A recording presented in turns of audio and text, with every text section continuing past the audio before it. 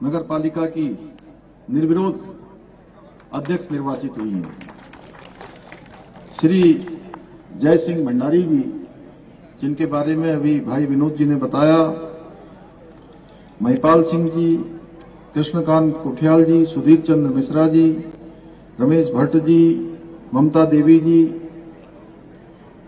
अजय अग्रवाल जी, रंजीत जाटवी जी, देवेंद्र बलोनी जी, केदार बिष्ट जी, अमित जी, रघुवीर जी एवं सभी यहां पर आए हुए सभी हमारे अतिथिगण और बड़ी संख्या में इस मेले में प्रतिभाग कर रही हैं।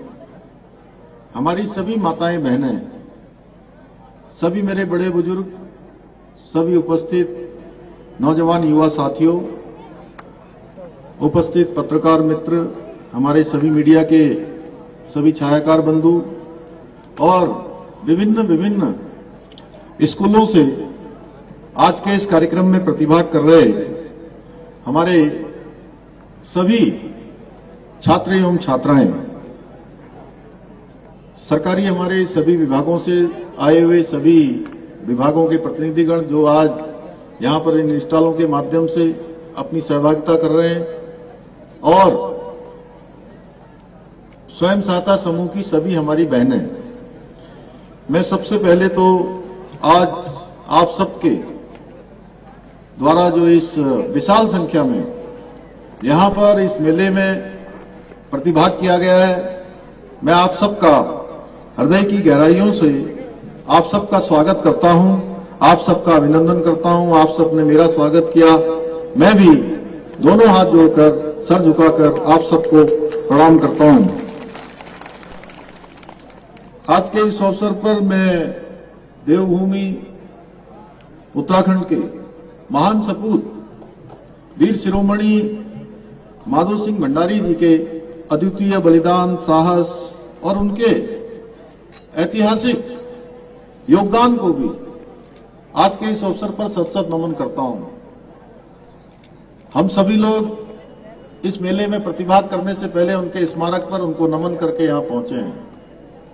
भाइयों बहनों, आज इस मेले के अवसर पर आप सबके बीच में आकर, आप सबको देखकर मुझे अत्यंत हर्ष की अनुभूति हो रही है। ये मेला कोई सामान्य मेला नहीं है, जिसको हमारे विधायक जी के प्रयासों से लगातार प्रसिद्धि मिल रही है। लगातार ये मेला अपना विस्तार रूप ले रहा है, बल्कि ये मेला हमारे वीर माधो सिंह भंडारी जी के अद्वितीय पराक्रम, उनके ऐतिहासिक नेतृत्व और उनकी वीरता को समर्पित एक विशिष्ट त्योहार है, एक उत्सव है।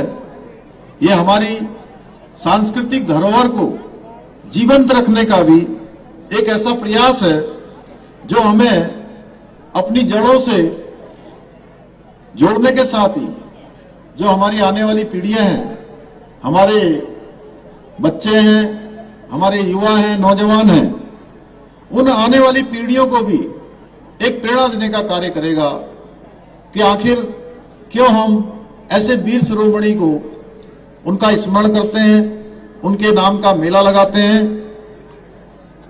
भाइयों बहनों, सच में वीर माधो सिंह जी ने जो सिद्ध किया कि सच्चा शौर्य, सच्चा पराक्रम केवल शक्ति में नहीं होता है, बल्कि अपने समाज के प्रति सेवा और समर्पण में भी निहित होता है कि हम समाज के लिए अपनी किस प्रकार की कुर्बानी देते हैं कि समाज आने वाले समय में हजारों वर्षों तक उनका स्मरण करे।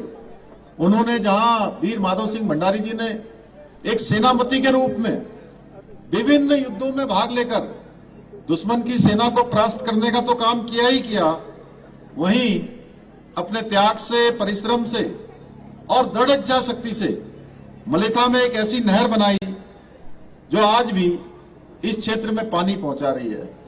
हमारे बच्चे जब यहां से इस मेले की थीम पर अपना संगीत कर रहे थे, अपना नृत्य कर रहे थे कि किस प्रकार से खुशहाली आएगी, किस प्रकार से दूध होगा, किस प्रकार से अन्न होगा, ये सारा का सारा उन्होंने जो असंभव था उसको उस समय कठिन परिस्थितियों में भी संभव करके दिखाया। इसलिए आज उनके बारे में कहा जाता है, एक सिंह रेंदो बण, एक सिंह गाय का, एक सिंह माधो सिंह और एक सिंह काय का। सुनी है ना आप लोगों ने? सुना है? सबने नहीं सुना है? थोड़ा थोड़ा सा। ये लोककृति है, जरा जोर से जोर से बोलिए, सुनी है कि नहीं सुनी है? चलिए, बहुत अच्छा।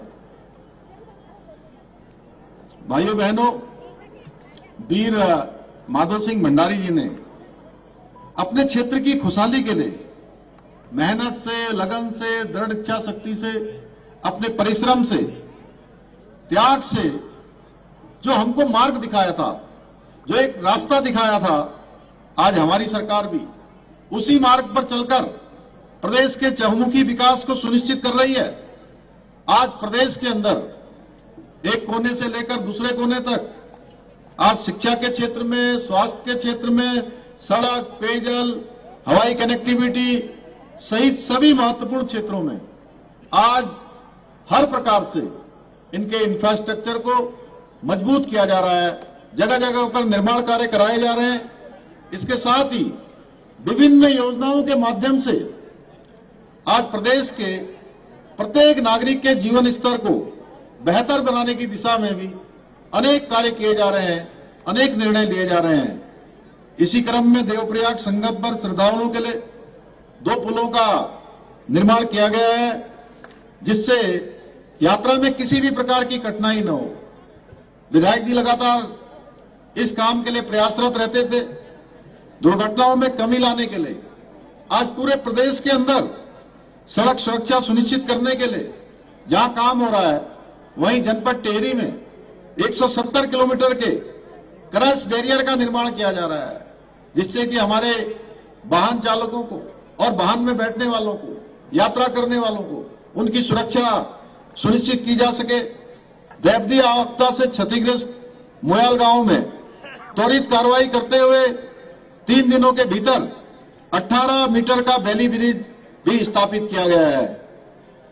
पर्यटन और इको टूरिज्म को बढ़ावा देने हेतु चंबा मसूरी मोटर मार्ग पर थानधार कौडिया इको टूरिज्म जोन विकसित किया जा रहा है, जो निश्चित रूप से आने वाले समय में हमारे इस क्षेत्र में रोजगार को बढ़ावा देगा, व्यापार को बढ़ावा देगा। एक और जहां टिहरी झील में साहसिक पर्यटन को प्रोत्साहित करने के साथ ही झील के चारों ओर रिंग रोड का निर्माण भी किया जा रहा है, वहीं दूसरी ओर हमारी सरकार द्वारा पलायन को रोकने के लिए प्रदेश में नौकरियों का सृजन करने के साथ ही स्वरोजगार को बढ़ावा दिया जा रहा है। और मैं नमन करना चाहता हूं अपनी मातृशक्ति को, अपनी माताओं बहनों को, जो आज बहुत सारे स्वयं सहायता समूह के माध्यम से अनेक रोजगार और स्वरोजगार के अवसर सृजन कर रहे हैं, जहां अपनी आजीविका को बढ़ा रहे हैं, रोजगार को बढ़ा रहे हैं, वहीं अनेक लोगों को आज रोजगार देने का काम भी कर रहे हैं।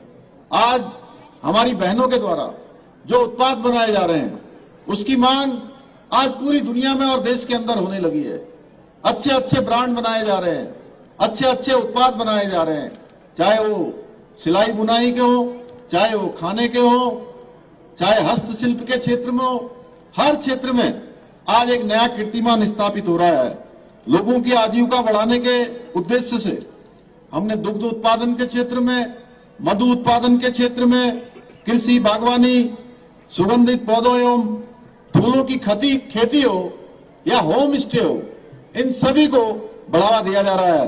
किसान भाइयों को समृद्ध बनाने के लिए, सदृढ़ बनाने के लिए, उनको मजबूत करने के लिए हमने 3 लाख रुपए तक का ऋण बिना ब्याज के दिए जाने का प्रावधान किया है।